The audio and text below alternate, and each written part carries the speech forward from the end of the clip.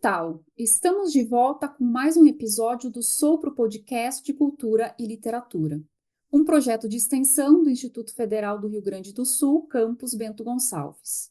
No episódio de hoje, temos a presença de Celso Eck de Pitol, Tiago Pedruzzi, professor do IFRS Campus Bento Gonçalves, e eu, Michele Savariz, também professora do IFRS Campus Bento Gonçalves. Contamos hoje com a presença da escritora Ariana Harvitz, que nasceu em Buenos Aires em 1977 e atualmente vive no interior da França. É autora de obras cujos títulos em espanhol são Matate Amor, de 2012, La Débil Mental, de 2014, Precoz, de 2015, e estes livros formam a trilogia da Paixão, que foi publicada em 2022. Além de ser autora também de Degenerado, que foi publicado em 2019, e Perder el Juízo, que foi publicado recentemente, agora em 2024. Alguns desses livros nós vamos falar mais ao longo do episódio. Além disso, a Ariana também é ensaísta. Diversas de suas obras já estão traduzidas ao português pela editora Instante e também já foram traduzidas a outros idiomas. Algumas de suas obras foram adaptadas ao teatro, ao cinema, indicadas a prêmios literários. Bom, ao selecionar essas informações, obviamente que muitas outras ficaram de fora, né? É uma biografia realmente longa, então, Ariana, fica à vontade caso tu queiras acrescentar outros dados, né, que não foram contemplados aqui nessa minha pequena exposição. Nós estamos realmente muito felizes, né, por estarmos aqui te recebendo no Sopro Podcast, seja muito bem-vinda. Que bom que nós conseguimos um horário em comum, né, para fazer essa gravação, já estávamos em contato há algum tempo, para falarmos, né, sobre as tuas obras, sobre a tua carreira, enfim. Antes de te passar a palavra, eu gostaria já de te perguntar, né, vou te jogar uma pergunta, para que tu fales um pouquinho mais sobre a tua formação leitora. Que autores te acompanharam ao longo da vida, na tua adolescência, na tua vida adulta, ou que ainda te acompanham, né, e que te ajudaram de alguma forma, te consolidaram a ser a escritora que tu és hoje? Bueno, qué lindo, es un poco atípico para mí. Es como si de repente hubiese abierto la puerta de esta casa de campo. Quizás no se oye en el podcast, lamentablemente, pero hay muchos pájaros nocturnos que en realidad viven de noche y cantan muy fuerte y está el fuego también y la lluvia, así que es como si hubiera entrado cuatro amigos de Brasil a esta casa en medio de la noche, ¿no? Es un poco eso, una conversación.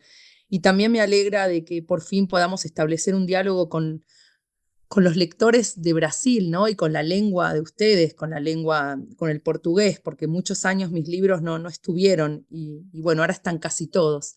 Respecto a mi formación como lectora, ¿no? Me salió el lapsus como escritora, pero bueno, es un poco lo mismo, ¿no? Lo que se dice siempre, cuando se aprende a leer, cuando se empieza a leer de verdad algo, es un poco ya empezar a escribir, ¿no? Aunque escribas 30 años después o 50 años después, pero hay algo en el momento en que de verdad uno siempre habla del estilo, encontrar el estilo en la escritura, pero hay que encontrar también el estilo en la lectura, ¿no? ¿Qué clase de lector sos?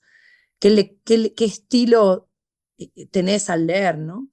Y bueno, la pregunta entonces es muy buena porque yo arranqué estudiando cine, fotografía, filosofía, después teatro y mucho después literatura, es casi la culminación la literatura. Y lo que primero leí fue películas. Entiendo que te referías a libros, ¿no? Pero lo que primero leí son películas, es decir, que yo miraba las películas polacas, alemanas, checas, de Europa del Este, muchas, ¿no? Rumanas, y me gustaban las películas de guerra y las leía como si fueran diarios de guerra, como si fuera el diario de Sartre en la Segunda Guerra Mundial o las novelas de Céline en la Primera Guerra Mundial, entre trincheras, o sea que yo ya las leía como novelas o como diarios, y después leía las obras de teatro como si fueran novelas, ¿no? Es como si veía una puesta de Tennessee Williams como si fuera una novela de Cheever. Estoy mezclando, pero quiero decir que aprendí a leer viendo teatro y viendo películas.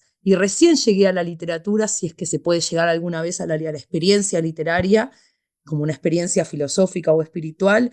Llegué casi al final, ya con el cerebro totalmente tomado, contaminado, invadido, en el buen sentido de la invasión, en el buen sentido de la colonización de las películas y el teatro.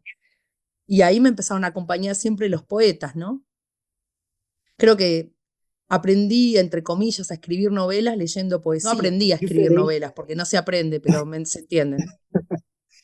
Eu queria voltar um pouquinho, Ariana, a tuas primeiras leituras. Na tua casa havia. Se liam jornais, os periódicos, se liam revistas. Qual foi o teu conhecimento de literatura? O que foi, como foi tua iniciação? E já acrescento aqui a pergunta se tu conhece ou conheceu antes dessa virada de chave, dessa mudança de cinéfila para leitora literária, algum escritor brasileiro. Eu lembro que os argentinos conhecem do colégio, da escola, o Mi Planta Naranja Lima, que é, em português, Meu Pé de Laranja Lima, né? E eu não sei se tu fizeste essa leitura clássica dos argentinos. E então é isso. Como foi o teu começo? O que tu lia quando era criança? Se é que lia? Teus pais liam? E que autores brasileiros tu conheceste depois?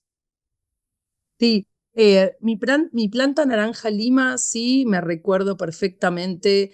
Creo que es una de las primeras veces que lloré con un libro, lo cual no es original, pero sí es absolutamente, es un hito en la vida de cualquier niño, en la niñez, las primeras veces que se llora con un libro. Supongo que es algo muy conmovedor, no llorar con un acto de la vida real, con una pelea con un amigo, cuando te lastimás o con la separación de tus padres, sino llorar por algo tan falso, tan mentira y tan verdadero como es un libro. Así que me recuerdo a la perfección en la cocina, en la mesa redonda de la cocina, estaba en la primaria, no sé qué edad tenía, pero muy chiquita, leyendo Mi Planta Naranja Lima y llorando. Así que sí. Y después no recuerdo, sí recuerdo, pero es un poco un clásico, la omnipresencia de la música brasilera. No estoy siendo original, pero es así. En mi infancia, con padre socialista, no sé si comunista, pero socialista, y madre psicoanalista, padre que iba siempre a Cuba, ida y vuelta, y a Brasil también, por supuesto, y una gran relación con la cultura brasilera por ahí en la pintura o en la música. No recuerdo tanto autores brasileros o poetas en la niñez o luego, ¿no? En ese sentido, por ahí la formación no es tanta, ¿no? No sé cómo es al revés de Brasil respecto de los argentinos.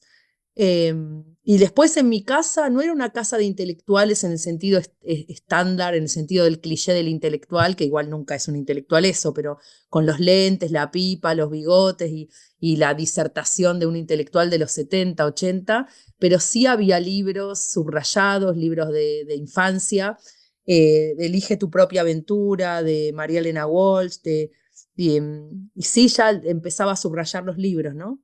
A escribirlos de costado, a cuestionarlos, eso sí recuerdo, escribir los libros, ¿no? Muito interessante, mas tem uns clichês também aí na tua família, né? Um pai psicoanalista, ele é judeu, imagino, né? E argentino, psicoanalista judeu, e é um grande clichê, mas e imagino que tenha sido também um grande leitor e tenha te influenciado muito, né? Sí, judíos, de origen que también es un clásico, el árbol genealógico, no me escapo al destino común de tantos, de origen por un lado ruso-polaco y por el otro lado rumano, pero sobre todo ruso y polaco. Pero bueno, yo eso no tenía conciencia, pero sí tenía conciencia de la lengua porque mis abuelos hablaban en yiddish, que se parece bastante al alemán, sobre todo en el sonido. Para mí era alemán, pero en realidad era yiddish, pero yo pensé que mis abuelos hablaban alemán, ¿no? Así que pensé que tenía dos abuelos alemanes, pero no. Y no, y yo quería descifrar qué era esa lengua, la lengua clandestina que hablaban. Yo intentaba de descifrarla, entonces como no podía descifrar el yiddish, no era políglota, me inventé una vida políglota y me inventé un lenguaje mío que consistía en decir huesh, huesh, huesh. Yo tampoco lo entendía, pero por lo menos hablaba un lenguaje propio. Me gustaba Sim, armar códigos de lenguaje. Después, 35 años después o 40, después me di cuenta que es fascinación por la traducción, ¿no? Y me fui a vivir afuera, que tiene su lógica. muito Cara, interessante. Então, antes da próxima pergunta, eu vou te deixar a indicação que nós temos um escritor de Porto Alegre, eu não sei se tu conheces, que é o Moacir Scliar, que também vem de origem judaica, judeus da Bessarabia, e é muito conhecido no Brasil. Tem uma literatura muito interessante. Scliar, Moacir Scliar. Maravilloso. Sí, idea por ella, ¿no? Em O Ruído de uma Época, a Ariana menciona Clarice Lispector. Claro, pero pensé que me decían autoras menos conocidas, ¿no? Que también Sí. tiene, y siempre la cito, de hecho está citada en el prólogo de la trilogía de la Pasión en la edición de Anagrama de España, no de Instante, pero Instante no las sacó todavía las tres juntas, pero siempre está esa frase que me persigue y me acompaña o que me acosa, en el buen sentido del acoso, siempre hay que explicarlo, que es cuando algo así como que el inspector decía, bueno, escribir es buscar la palabra que no es. Siempre lo doy en los talleres o lo pienso como una de las bases poéticas o éticas de la escritura, ¿no? Que la escritura, que la palabra encontrada sea la palabra que no es. Sí, me siento muy identificada con ella, ¿no? En muchos aspectos. sabe que quando nós mencionamos, começamos a falar sobre a tua obra, começamos a ler, nós encontramos muitas semelhanças com Clarice Lispector, inclusive comentamos isso, né? Acho que foi o Celso, o Thiago, que disse: olha, tem um quê de Clarice Lispector os textos da Ariana, e depois a gente foi ler, enfim, algumas críticas, né? E realmente tu sempre é comparada, né, com a Clarice Lispector. Y tiene libros para cuentos para niños, ¿no? Porque yo recuerdo haberle leído a mis hijos también eso y contarles su historia y haber visto también algunas grabaciones de ella y de su relación con la escritura, ¿no? A veces no es interesante la biografía de un escritor, pero muchas veces define su escritura. Depende de la relación que tenga con la vida, ¿no? No todo escritor tiene una biografía interesante, pero ella por supuesto que sí, además por su condición de doble lengua, etcétera, y de origen, ¿no? El origen y su relación con la maternidad, ¿no? Es fascinante. Sí, está bastante citada en El Ruido de una Época, varias veces. Exato. Eu queria avançar um pouquinho aqui e mencionar a Trilogia da Paixão, né? Em espanhol, a Trilogia de la Pasión, que foi... já está claro, todos os 3 livros estão traduzidos ao português, né? Nós temos o Morra Amor, a Débil Mental e Precoce, né? Que fazem parte dessa trilogia. E eu queria fazer um comentário, assim, pensando um pouquinho na escrita desses 3 romances, porque os 3 têm uma atmosfera muito parecida, né? Parece que é uma atmosfera que pertence, que faz parte das 3 obras, embora sejam 3 histórias diferentes, né? E esses três romances, eles têm um ritmo muito específico. E eu senti até uma diferença depois quando eu fui ler O Degenerado, né? Porque eu li esses 3 romances da trilogia, um na sequência do outro, e quando eu fui ler O Degenerado, assim, parecia que eu não conseguia me encaixar naquela leitura, porque é uma leitura um pouco diferente em razão, inclusive, das frases de Degenerado serem um pouco mais longas, das informações, das frases da trilogia serem um pouquinho mais curtas, mais secas, né? Assim, semanticamente carregadas, palavras muito fortes, né? Então, eu senti um pouco essa diferença na passagem de uma leitura para outra. E eu queria te perguntar se escrever essas narrativas exigem esse tipo de escrita especificamente, né? Se são as narrativas que orientam esse tom, essa voz, o ritmo através dos quais os acontecimentos são narrados, ou o autor tem algum tipo de controle nesse processo todo? Sí, sí, se completará el cuadro cuando puedan tener en sus manos pronto o en unos meses Perder el Juicio. No vamos a hablar de lo que no es, pero lo evoco, lo cito solo por el hecho de que completa el cuadro de familia.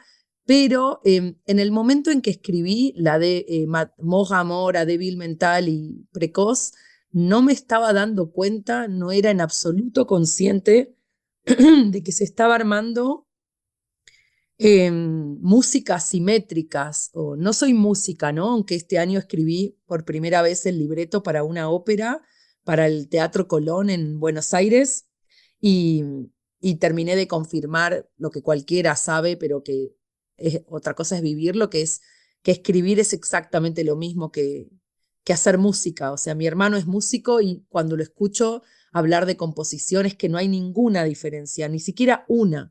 Es simplemente una cuestión semántica, ¿no? De notas y palabras, pero no hay ninguna diferencia en la composición, en la métrica, en el ajuste, en la composición, en el ritmo, en los cortes, en la relación con el silencio, la palabra y el silencio, la nota. Bueno, y cuando estaba escribiendo la trilogía no me daba cuenta, primero que eran novelas, por ahí eran cuentos, eran poemas, eran diarios. Nunca me doy cuenta de cuándo van a terminar y no me daba cuenta que iban juntas. Es como si hubiera fabricado 3 hermanas gemelas sin darme cuenta de que son 3 hermanas, pensando que son... Y después cuando la mujer va a ver, dice, sí, parí 3 hermanas, ¿no? Parí 3 gemelas. Y es cierto que degenerado fue varios años después, 5 o 4 años después, y quizás tuvo que ver que tuve que mudarme, ¿no? Porque mis novelas tienen mucho que ver con un paisaje mental, y por cuestiones biográficas tuve que mudarme de pueblo, de un pueblo en el que estaba a un pueblo medieval en una colina. Y quizás ese éxodo, aunque es absurdo, porque es un éxodo de 10 kilómetros, pero me llevó a otro, hizo que Degenerado tuviera otra forma de escribirse. No estaba en la naturaleza, es verdad que es mucho más política, más pesada, no sé, es como si no hubiera operado la misma música, el mismo piano, eso es cierto. Así que las ubico como todos dentro de una familia, pero las 3 primeras es como si fueran hermanas y Degenerado un primo lejano, ¿no? Y respecto de qué guía, siempre en la escritura hay control, pero ya lo sabemos, es un control descontrolado, es un descontrol controlado, es decir, que hay una absoluta conciencia y un control, y a la vez hay un profundo caos. Nunca sé lo que voy a escribir, lo único que me guía es la lengua, ¿no? Tratar de dominar la lengua, pero la narración se me va, no la puedo controlar. Sim, e é muito interessante porque eu sempre observo muito quando eu faço a leitura de qualquer obra, também o leitor que é exigido por essas obras, né? Então, talvez, ainda que esse processo seja inconsciente do autor que cria esses personagens, o leitor ele precisa também entender que posição ele ocupa diante dessa obra, né? Porque cada leitura e cada livro também exige um leitor talvez um pouco diferente, né, de uma obra para outra. Então também é uma mudança que acontece. Absolutamente, ¿no? Un libro, bueno, todo esto es teoría que ya la conocemos, pero un libro nunca se dice lo suficiente. Inventa mucho más que una historia, una novela, una personajes, un universo, una diégesis. Un libro inventa un lector que no existe y lo inventa, lo fabrica, lo crea. Me parece un acto absolutamente misterioso del que no entiendo. Yo siempre escribo y no sé qué le va a pasar al que va a leer, porque como no es una escritura completa, es una escritura incompleta, llena de agujeros, de elipsis, de incompletitud, de errores, de fragmentos, de sentido incompleto. Todo el tiempo falta algo, falta una palabra, falta un artículo, falta completar la frase. Las frases están como a media voz, como si hubiese una lengua un poco alterada por un síntoma, ya sea una enfermedad, una psicosis, una paranoia, pero siempre hay como que el personaje que habla está un poco aturdido en su lengua, ¿no? Y entonces yo nunca sé si el lector va a completar o no el cuadro.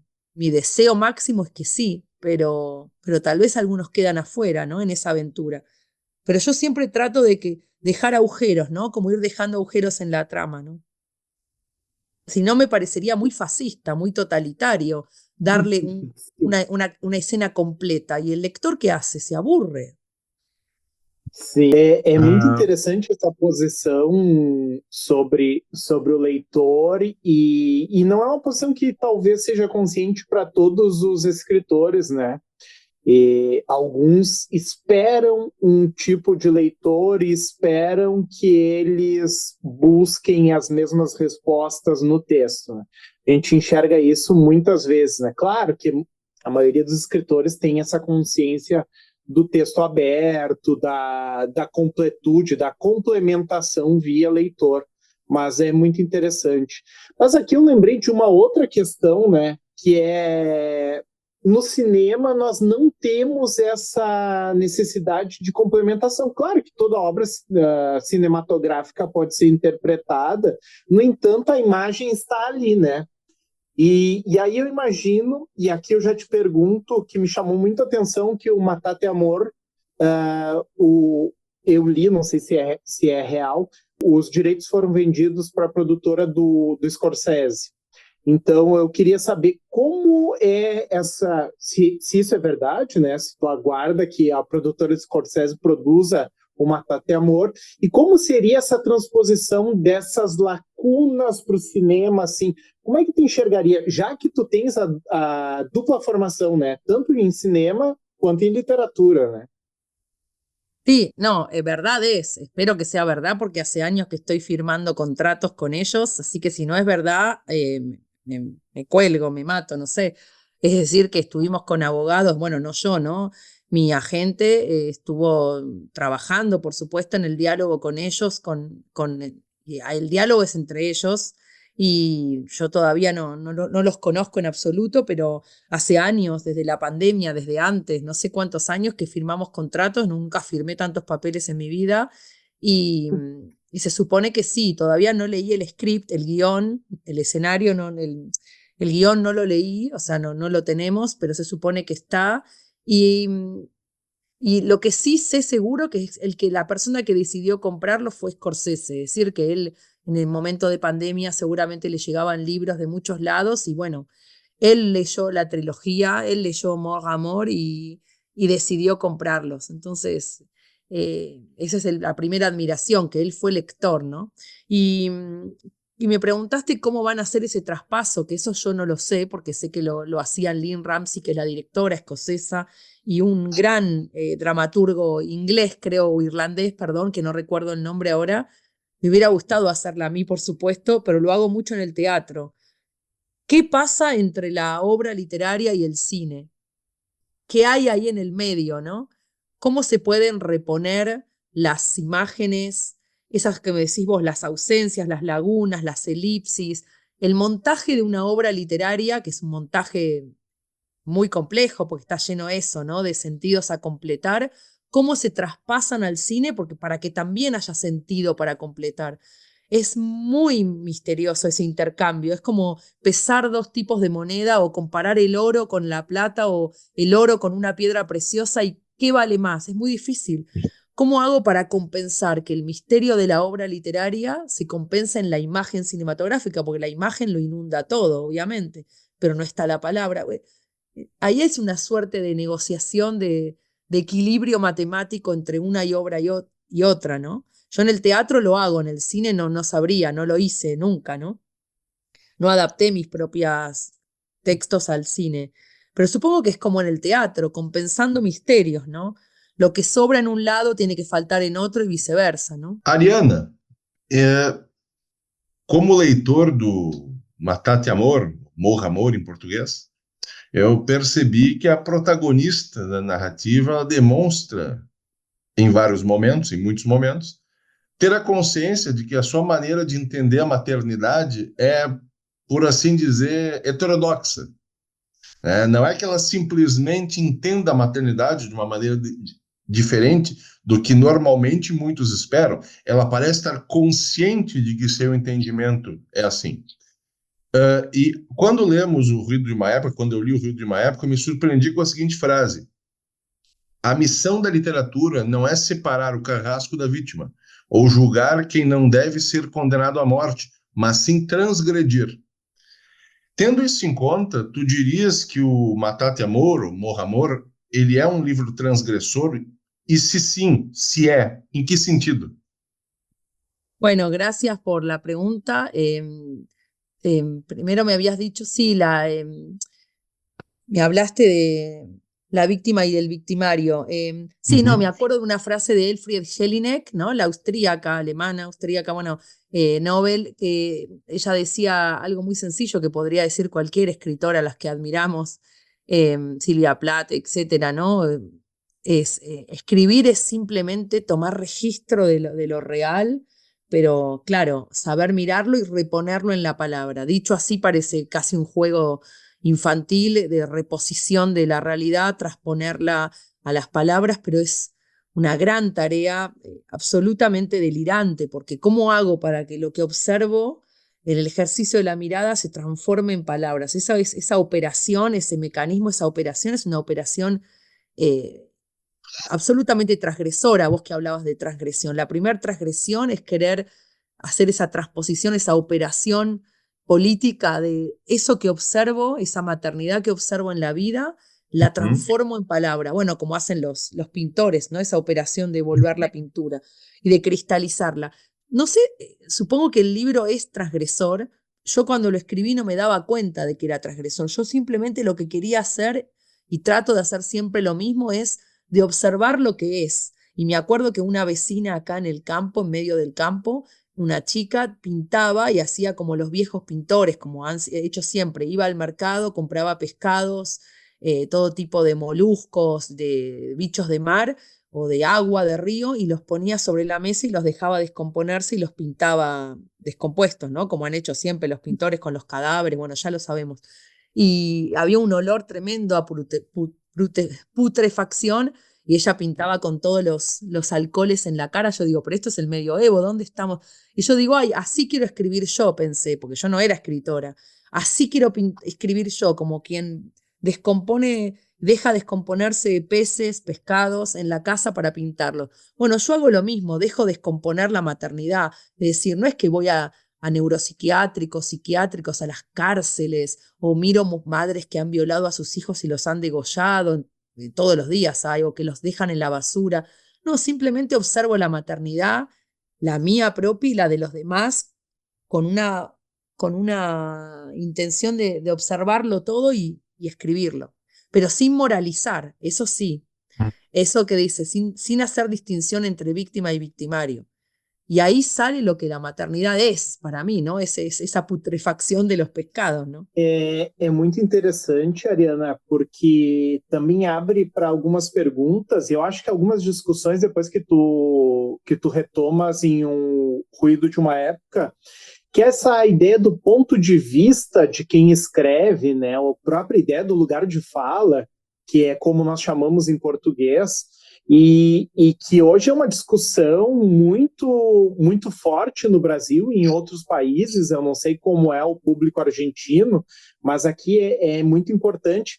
E que, se nós pensarmos na tua literatura, não há espaço para essa discussão, porque, e aí nós concordamos, pelo menos eu, assim, estou de acordo com quase todas as tuas opiniões no ruído de uma época, que muitas vezes que a pessoa que escreve sobre um tema étnico, sobre um tema racial, sobre um outro tema, tem um ponto de vista próximo daquele que está escrevendo, né? Então, você vai falar sobre uma experiência de um personagem negro, que seja um autor negro e tudo isso.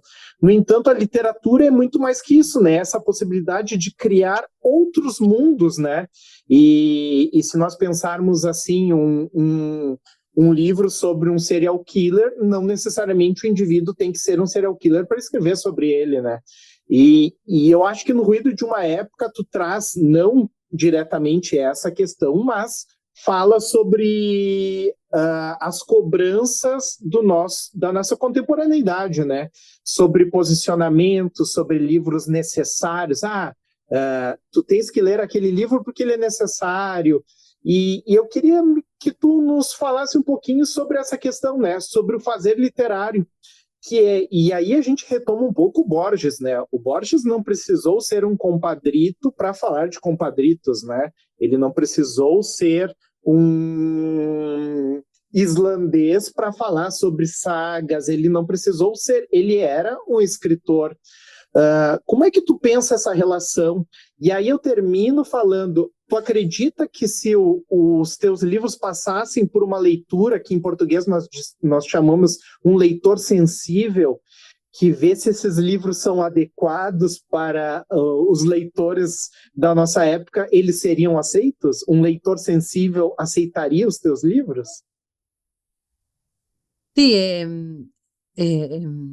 la época que mencionás con Borges y mucho antes de Borges también, pero bueno, el siglo XX con Borges era lo que por supuesto yo lo viví, ¿no? Porque no sé qué, nosotros, digamos, las personas que tenemos 40 y tantos, hemos vivido la mitad de nuestra vida en el siglo XX y la mitad de nuestra vida por ahora en el siglo XXI. O sea que tenemos la experiencia vital de haber vivido 20, 25 años en el siglo XX, lo cual ya sabemos lo que eso implica, ¿no? Una experiencia filosófica sin teléfono, sin internet, y sobre todo con otras coordenadas políticas, con otro entramado. Y el campo literario, yo era una niña, era una adolescente, pero lo vivía como lectora, yendo a las ferias del libro, a presentaciones de libros, a ver a Bioy Casares, a ver a todas las escritores, a Abelardo Castillo de la época, más conocidos, menos, estudié letras, y la experiencia del campo literario me parece que era otra.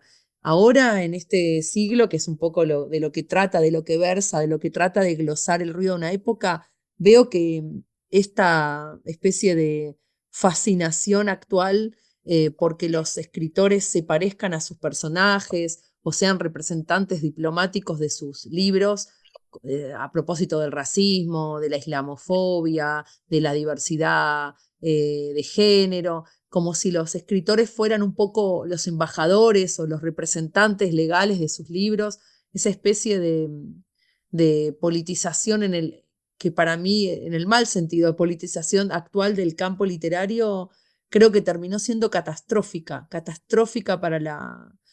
para justamente lo que mató fue la diversidad. Lo que veo en los festivales de literatura es que hay un gran, gran miedo a ser catalogado, a ser estigmatizado como cualquiera de los epítetos enemigos de la época, ser racista, porque algunos están bien y otros mal, ¿no? Pero entonces, casi como si escribiesen libros para no ser cancelados. Es al revés, ¿no? Es casi como si los escritores escribieran libros y los publicaran con el ánimo de no ser considerados racistas o homofóbicos, ¿entiende? Es al revés. Eso nos condujo para mí a una catástrofe cultural. No soy filósofa para decirlo, pero bueno, es mi percepción. Y lo que veo es mucha cobardía. No sé si la cobardía es signo de esta época. En el siglo XX también y en el XVIII también ha habido cobardes, ¿no? Pero mucha cobardía, mucho miedo. Entonces todos los autores se cuidan con lo que dicen.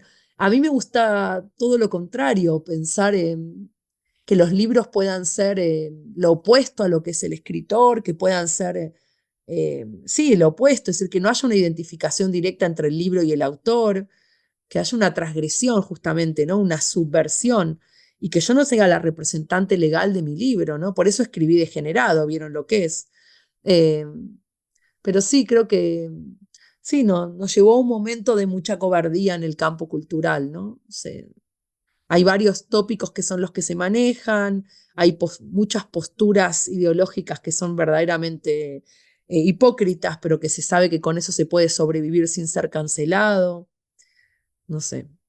Y todos los conceptos están adulterados. No creo en ninguno de los conceptos de esta época. Apropiación cultural, diversidad, todo, ¿qué más? No sé, las consignas ideológicas creo que están bastante, sí, adulteradas, ¿no? Que son bastante mentiras. Essa é uma posição de muita coragem, eu acho, Ariana. Eu não sei se tu toma essa posição.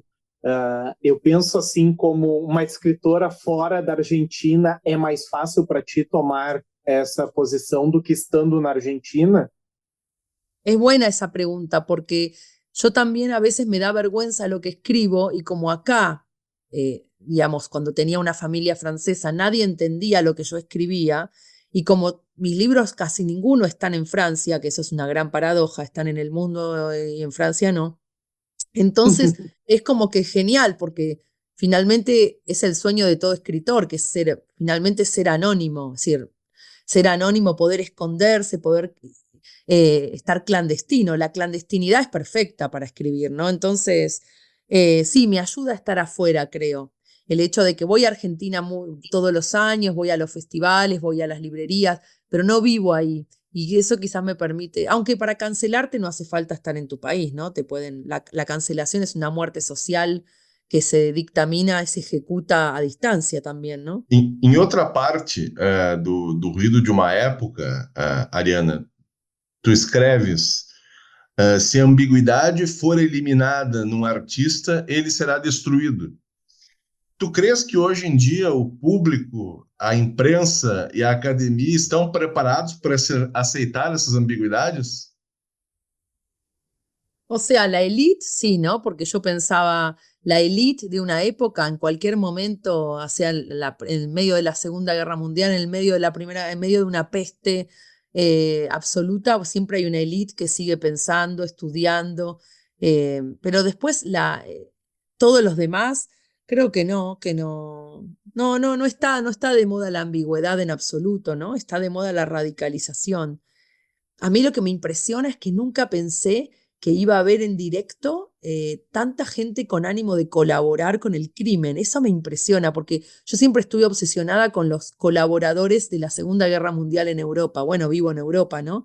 Y eso me impresionaba. Digo, ay, esa persona de 85, 90, ¿qué edad tenía en el 43? ¿Me hubiera denunciado a mí como judía? Seguro que sí, ahora más que nunca, pero y digo, ay, y yo siempre era una especulación, una fantasía, algo fantasmático de mi mente. Pero ahora, en este contexto en el que estamos, es como si ese tufillo, esa atmósfera hubiera vuelto, esa atmósfera bélica, de guerra, de persecución.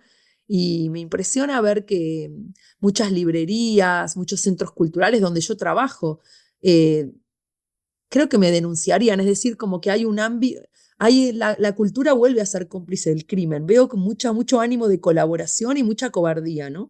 Así que, no sé, eso me hace entender un poco más a los escritores que han sido perseguidos, sin que ponerme en el lugar de víctima, ¿no? Estoy viva, ¿no? Pero puedo entender, ¿no? Lo que fue el ambiente cultural en épocas de colaboración en los 40. Quero aproveitar para te perguntar, Ariana, já que nós estamos falando, né, sobre o ruído de uma época, que não é um romance, né? Essa obra tem uma estrutura muito diferente das que nós mencionamos até agora. E eu gostaria de saber como é que ela surgiu, né? Porque ela contempla, além de algumas correspondências, né, que tu trocaste com o escritor e tradutor Adam Kovacs, tem alguns ensaios, tem alguns aforismos. Como é que nasceu essa obra, né, tão distinta das outras que tu tinhas publicado até então? Siempre me encantaron los aforismos no de los sobrecitos de azúcar, también cuando era chica, pero los aforismos de Nietzsche, bueno, leído en traducción, no sé cómo habrá sonado en su lengua, pero los aforismos de Nietzsche y también de Oscar Wilde y de tantos otros, pero digo Nietzsche y de Oscar Wilde porque son los que más me marcaron. El pensamiento filosófico compacto de fragmentos, ¿no? Esa escritura de Nietzsche que me ha marcado tanto, tanto, tanto. A mis 16 años me ecueó, así hablaba Zaratustra, de tantos otros, ¿no? Realmente, como se dice en español en Argentina, ¿no? Me partió la cabeza, ¿no? Como si... Y ha sido revolucionaria para mí esa lectura, lo sigue siendo, y tengo los libros subrayados, y bueno, un poco por admiración a ellos, a quienes piensan por fragmentos, por estructuras semánticas más contenidas. Siempre a lo largo de todos estos años que fui escribiendo iba tomando apuntes. A veces lo tomaba a Twitter, ahora X, Twitter, lo tomaba como un carnet de notas, ¿no? Como un apunte, como notas al pie, didascalias. Siempre uno que escribe, a mí me pasa que es indisociable la escritura de la reflexión sobre la escritura. Es una pasión. Tengo en el WhatsApp muchos chats conmigo mismas que se llaman novela, traducción, cuento, y entonces voy tomando apuntes. Ya hay como 3 El ruido de una época más. Y fui tomando apuntes y luego un día hicimos una selección con los editores de Argentina y también de España, de Gato Pardo y de Marciana.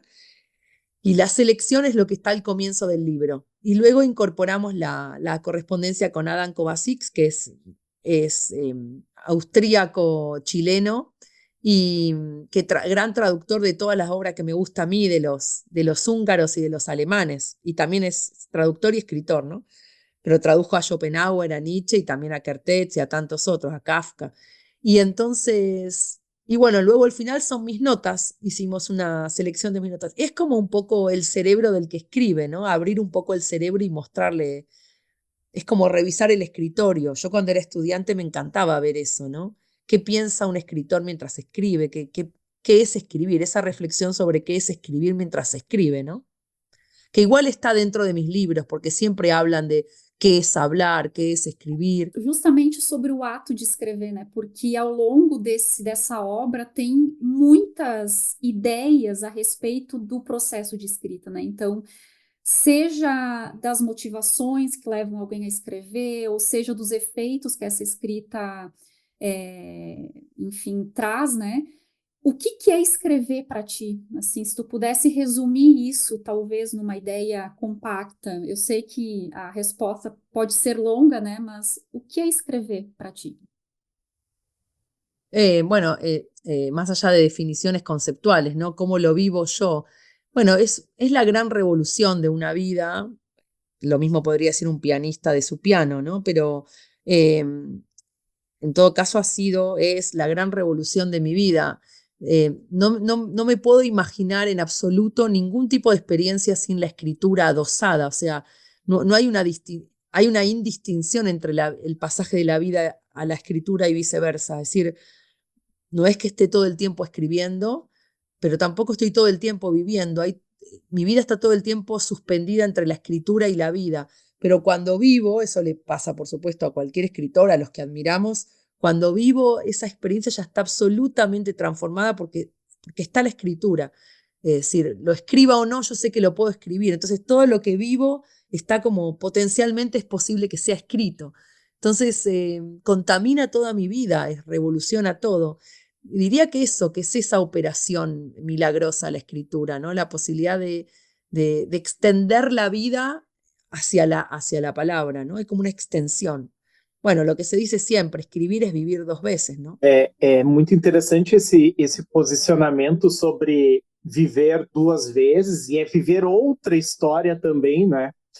Mas eu queria retornar ao Ruído de uma época, não sei porque ele é o nosso foco aqui, eu acho que ele nos chamou muito a atenção, mas em português ele foi adicionado um subtítulo que seria Aforismos, Correspondências e Ensaios. Esse subtítulo foi exigido pela editora, porque é diferente, no espanhol não tem, né? Não tem esse subtítulo, é para nós não comprarmos ele de maneira enganados, assim, vou comprar um novo livro da Ariana, e encontro algo que é muito diferente do que ela escreve, no sentido de que aqui sim são reflexões. E acrescento também uma pergunta sobre a tradução do título Matate Amor, porque em espanhol ficou Morra Amor, e é diferente, seria Muera Amor, pensando assim, retraduzindo ao espanhol, e me parece que é muito diferente, né? Em português, uma tradução literal seria Te Mata Amor. ¿Cómo serían dos palabras? Te Mata Amor, e assim seguindo a gramática normativa seria Mata-te Amor também, seria muito parecido com o espanhol, e o Morra seria Muera Amor em espanhol, que é outra coisa, não é a mesma coisa, né? Tu te deste conta dessa questão semântica da tradução para o português? En general sí, fue la misma traductora de los 3 libros y luego ahora es la misma de Degenerado y El ruido de una época, así que siempre tengo una gran conversación con las traductoras. Yo me iría a vivir con las traductoras, las invitaría a vivir conmigo porque creo que si no hay una conversación profunda, una conversación acerca de la lengua y la música entre la escritora y la traductora, es casi imposible la traducción. En todo caso, creo que... Y lo han hecho como en inglés, ¿no? Die, my love, ¿no? Que no dice kill yourself o otra, sino que dice die, ¿no? Muere. Y es cierto que tiene otra cadencia, otra música, es otro universo, Moja Amor, que Matate. Eh, Supongo que privilegió, no recuerdo qué conversamos en ese momento, podría revisar las discusiones y seguro lo hablamos. Supongo que preferimos recuperar algo de la música y resignar algo del concepto. Siempre se pierde, ¿no? Es traducir es perder, escribir es perder, leer también es perder, pero bueno, hay que ver qué se pierde, ¿no? ¿Qué se elige perder? Supongo que privilegiamos la cadencia, modo amor, y no la apelación matate. No sé, en español es muy común decir matate para las peleas conyugales, las discusiones, algo de melodrama. No sé tampoco en la cultura brasilera si tiene la misma importancia, ¿no? La misma simbología decir matate o no, la misma violencia. Eu acho que o Te Mata traz essa ideia do suicídio, que é muito mais forte do morra. O morra pode deixar-se morrer, eu quero que tu morra e não necessariamente tu podes morrer, né? Então, morra, amor, é um desejo, é mais um desejo de quem fala do que uma ordem para que isso aconteça verdadeiramente, Sí, né? sí, matate tampoco es una exigencia, ¿no? Un apelativo a que efectivamente se mate, que sí, quiere decir suicidate, ¿no? Matate vos mismo. No, no es lo mismo que te voy a matar yo, pero es más una manera de enviarlo al diablo, ¿no? A la mierda. Es decir, es como una manera, es como un insulto, es como dentro de una pelea, ¿no?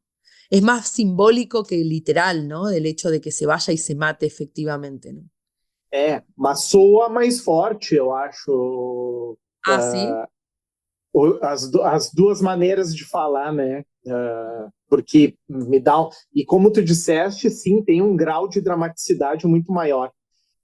Muito interessante essa ideia, né? E claro, a tradução é realmente essa ideia de encaixar sentidos que muitas vezes não são completos de uma língua para outra, né? E se um tradutor começa a pensar sobre tradução, ele crê na impossibilidade, mas eu acho que é sempre um serviço necessário.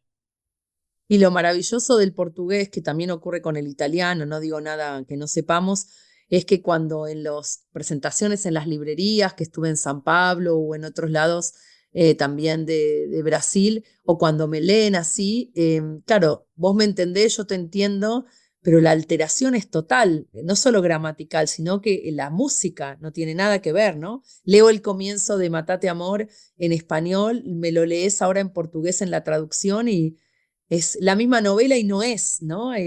Aunque entendemos todo, no es que es chino o turco, pero hay algo de la sonoridad que está totalmente trastocado, ¿no? Por eso hay que Sim. compensarlo, ¿no? Eso es milagroso y sin embargo es la misma novela, ¿no? Eu quero trazer aqui para a nossa discussão agora um pouquinho sobre o degenerado, né?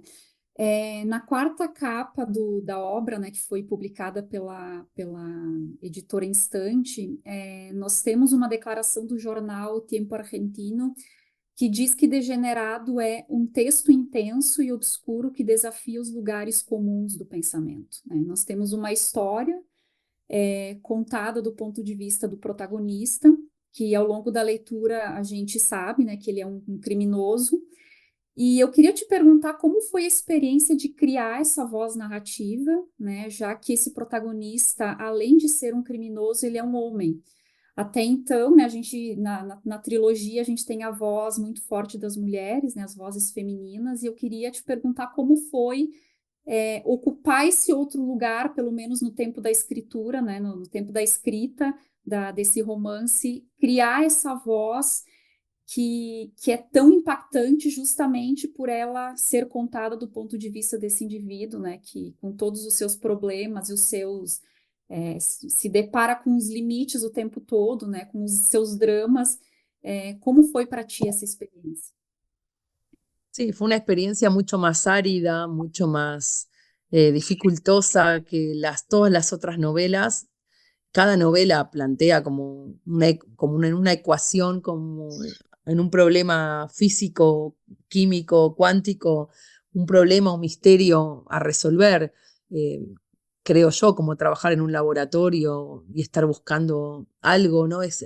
Siempre una novela es un problema a resolver, ¿no? Un enigma, pero que puede estar en la lengua o en otro lado, ¿no? Pero realmente Degenerado, creo que se nota, fue una experiencia emocional, sentimental, plástica, muy distinta a las otras, y porque hay un corte mucho más grande, mucho, infinito. Yo creo que es esa la diferencia, no tanto que él sea hombre y yo no, el personaje Degenerado, sino que no hay ninguna relación, por lo menos visible, siempre la hay inconsciente, pero visible, no hay ninguna relación entre ese libro y mi vida, ¿no? Es decir, no soy un hombre viejo, no soy un jubilado, no fui acusada de abuso sexual o acoso sexual, no estoy con la bragueta abierta, masturbándome a la salida de los colegios. Es decir, por supuesto, después en el inconsciente todo, es decir, por supuesto, porque cualquier depravación, perversión, para mí no depende de la mirada de género, pero en principio es muy distante a mí. Y eso me impidió tener esa cercanía visceral, esa cercanía también conmovedora con los otros personajes. Así que el ritmo de escritura era otro, la velocidad era otra. Siempre las escribo con una velocidad de aluvión, ¿no? Como de trineo en la nieve, así muy de avalancha. Esta no, fue difícil de escribir, como si estuviera escribiendo un tratado político más que una novela. Fue difícil. Escuché muchos discursos políticos de hombres en otros idiomas, en ruso, en alemán, aunque no entendía nada, pero para escuchar cómo grita un hombre en un discurso político. Muchos juicios vi, muy pesados, de hombres acusados de asesinatos, para ver cómo habla un hombre en un juicio, ¿no? Y bueno, me interesó escribir un libro anti-identitario, anti-identificación, a lo que hablábamos antes, ¿no? De un libro en el que no me puedan identificar. Y fue el libro más difícil, ¿no? El libro que menos traducciones tiene. Evidentemente es un libro difícil de leer y de aceptar en el mercado, ¿no? Porque no propone esa identificación fácil, ¿no? Con la autora. É uma obra muito interessante, porque, como eu falava antes, né, realmente ela tem um ritmo diferente das anteriores, né? Mas ainda assim a gente consegue perceber que tem algo poético, e eu acho que o mais interessante desses personagens todos, né, sejam as personagens da trilogia, enfim, todas as personagens que tu acaba criando são personagens muito intensas. Então, eu acho que esse espaço que tu cria dentro da narrativa para colocar esses personagens e para dar voz é algo impressionante, assim, são obras que eu realmente recomendo que as pessoas leiam, que as pessoas busquem, porque eu acho que é ler uma narrativa de um outro lugar, que não é esse lugar comum ou que a maioria das pessoas espera. São obras que desconfortam, mas eu acho que é um desconforto positivo, porque a gente enxerga essa voz vinda de um lugar que talvez nós não esperamos. Eu acho que isso é mais interessante, né? A gente fazer a leitura de um livro que nos desacomoda de alguma forma, né? Justamente pelo modo como essas informações são colocadas, como essa voz é colocada nesses personagens. Assim. Então, eu recomendo fortemente, né? Temos essas traduções ao português, né? Que os nossos ouvintes busquem a tua obra, né? Quem conseguir ler em espanhol, melhor ainda, né? Então, eu acho que é um momento importante também para transitar entre os dois idiomas. Essas obras estão traduzidas a outros idiomas também. A gente falou aqui, né, de uma forma bastante genérica, né? Eu acho que nada... a experiência da leitura, eu acho que ela é sempre única. Então, falamos de Morra Amor, falamos de A Débil Mental, falamos rapidamente, né, de Precoce, que fazem parte da trilogia, falamos do Ruído de uma Época, falamos de Degenerado, e tu falaste que tem o teu próximo livro também está sendo traduzido para o português. Sí, totalmente. Gracias por lo que decís.